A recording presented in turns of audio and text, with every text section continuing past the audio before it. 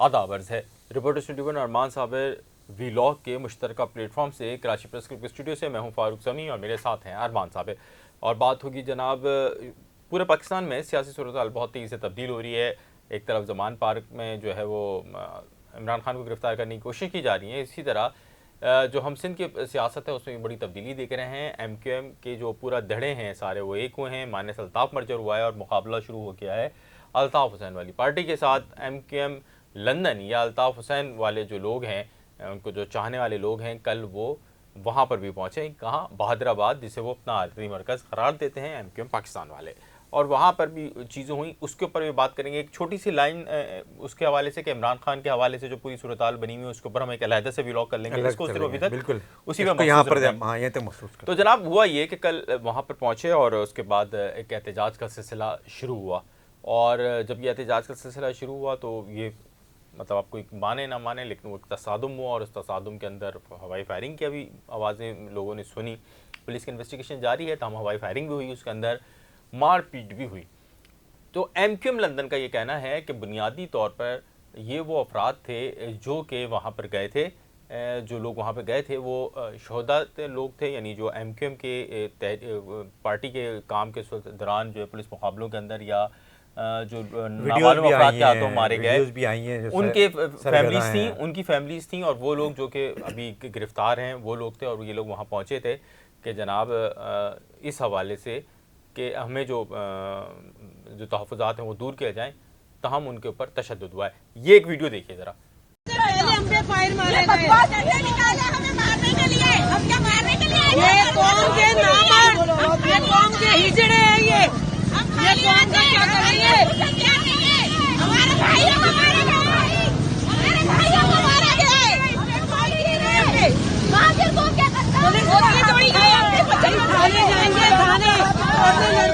अरमान भाई वीडियो ख़त्म हुई, आप बताएं MQM का क्या मौक़िफ़ है? MQM का मौक़िफ़ बिल्कुल सामने आ गया है। बिल्कुल MQM लंदन जो है या अल्ताफ़ हुसैन या MQM अल्ताफ़ हुसैन है, उसका भी मौक़िफ़ सामने आया। उन्होंने कहा है कि जी बहादराबाद टोले की जानिब से जो तहरीक के शहीदों, असीरों और लापता कारकुनों की माँओं, बहनों, बुज़ुर्गों, नौजवानों और सहाफ़ियों को फहशियाना तशद्दुद का निशाना बनाने और बेगुनाहों को गिरफ़्तार करके लापता करने के ज़ालिमाना वाक़यात काबिल मज़म्मत हैं। गिरफ़्तार शुदगान को फ़िलफ़ौर रिहा किया जाए। तो ये इस तरह का एक मौक़िफ़ आया है इनके सामने। और उन्होंने ये कहा है कि जो लोग वहाँ पर आए थे, मौजूद थे, वो दरअसल वो असीरों के ख़ानदान वाले थे जो कि इस वक्त गिरफ़्तार हैं लोग, MQM के जो कारकुनान हैं, और उनके केसेस चल रहे हैं। और उनके केसेस के लिए जो है वो जो MQM पाकिस्तान है उनसे उनको शिकायतें थी कि वो शायद परसू नहीं कर पा रहे हैं, तो वो उस वजह से वो वहाँ पर एहतजाज करने आए थे। जबकि कुछ शहदा के जो लवाहिकीन हैं वो भी अपनी जो है वो तहफ़्फ़ुज़ात और अपने मामलात जो है वो उसका जो है वो एहतजाज करने के लिए आए थे, बताने के लिए आए थे, आगाह करने के लिए आए थे, लेकिन उनकी सुनी नहीं गई थी, तो वो फिर एहतजाज कर रहे थे वहाँ पर। और ये जो एहतजाज है ये कहते हैं वो कि वो जो पूरा अमन हो रहा था, लेकिन फिर वहाँ पर जो है वो दूसरी तरफ से जो है वो उन पर तशद्दुद किया गया।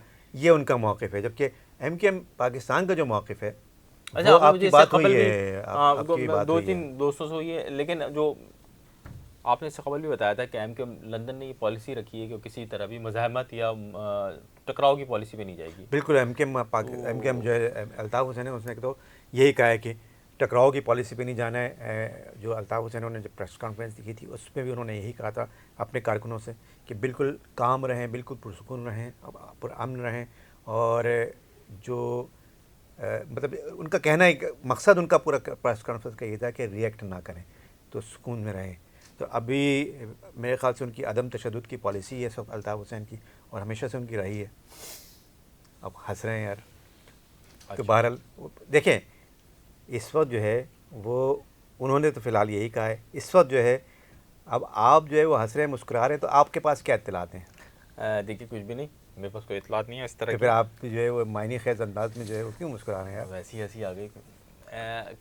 अच्छा, कुछ वो हमारे भी दोस्त हैं, सारी चीज़ें हो रही थी, तो ट्विटर पे है भी चीज़ें मौजूद हैं कि वो एक जेलर है, नाम मुझे उनका पता है, मैं उनका नाम नहीं ले रहा, जेलर के नाम से बड़े मशहूर हैं वो अपने दौर में। तो उनके हवाले से बहुत सारे लोगों ने क्रिटिसाइज़ किया कि कल उनकी जानिब से बहुत एग्रेसिव रवैया देखने में आया था। इस वक्त वो MQM पाकिस्तान के पास हैं, मतलब PSP के थ्रू वो MQM पाकिस्तान में गए थे।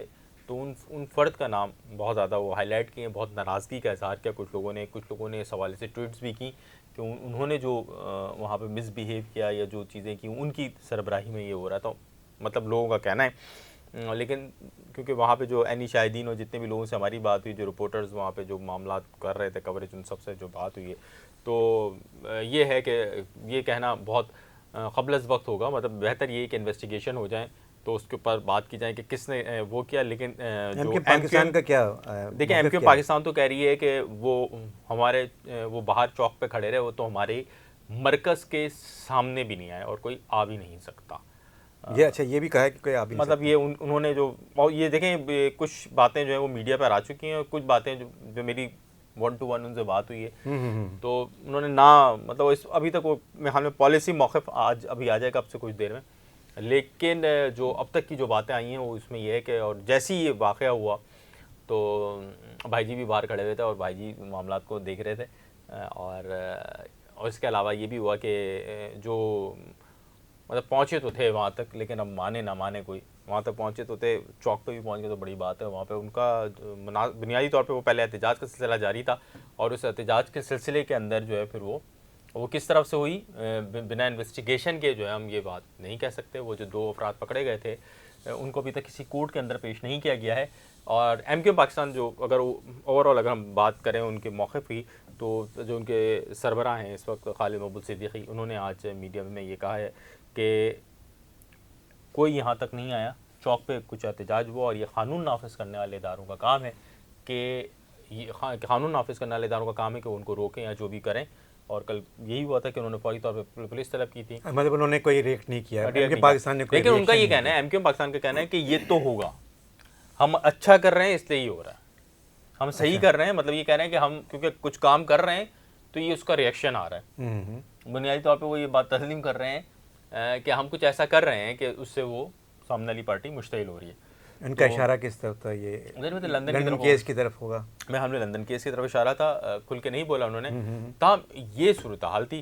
अगर कुछ आप वो करें, लेकिन इससे ये है कि इस पूरे वाक़े के बाद मैंने जो चीज़ नोटिस की, हम आपके और हमारे जो व्लॉग्स हैं उसके कमेंट्स में भी आई, क्योंकि ये वाली जो खबर है ये भी हमने ही ब्रेक की है, जिस तरह हमारे प्लेटफॉर्म से ब्रेक हुई थी लंदन प्रॉपर्टी केस की जो सबसे पहले खबर अगर किसी ने दी थी तो इसी स्टूडियो से, कराची प्रेस क्लब की निकली थी, हमारे प्लेटफॉर्म से ही निकली थी कि उसका रिज़ल्ट आ गया, जजमेंट आ गई है, और मेन स्ट्रीम मीडिया पे भी वो नहीं थी। बिल्कुल। तो कल भी जब ये हुआ तो फौरी तौर पर जो रिएक्शन आया तो कुछ लोग दोबारा समाज शुरू होने से पहले भी हमने ही दी था। अच्छा, इसमें ये कि फौरी तौर पे जो अरमान भी आपके और मेरे पास और दोस्तों के पास जो फीडबैक आया उसमें यह है कि उस फीडबैक में ये बोला कि यार हम मायूस नहीं हैं। बहुत सारे लोगों ने आपको भी बोला, मुझे भी बोला कि एमक्यूएम लंदन वालों का कहना है कि वो मायूस नहीं है, वो ठीक है, वो खड़े हैं, वो हम अपने उसके साथ सही गलत का हमें कोई नहीं लेना देना, हमें इस बात का लेना देना है, सही गलत और नफ़े नुकसान से हमें लेना देना नहीं, हम अपने पार्टी लीडर के साथ खड़े हैं और खड़े रहेंगे।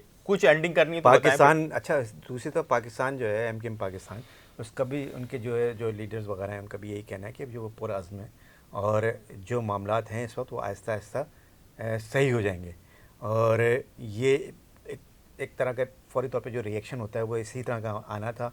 वो एक्सपेक्ट कर रहे थे कि इस तरह का रिएक्शन आएगा, इससे भी ज़्यादा भी हो सकता था, कम भी हो सकता था, लेकिन वो कह रहे थे रिएक्शन तो आएगा।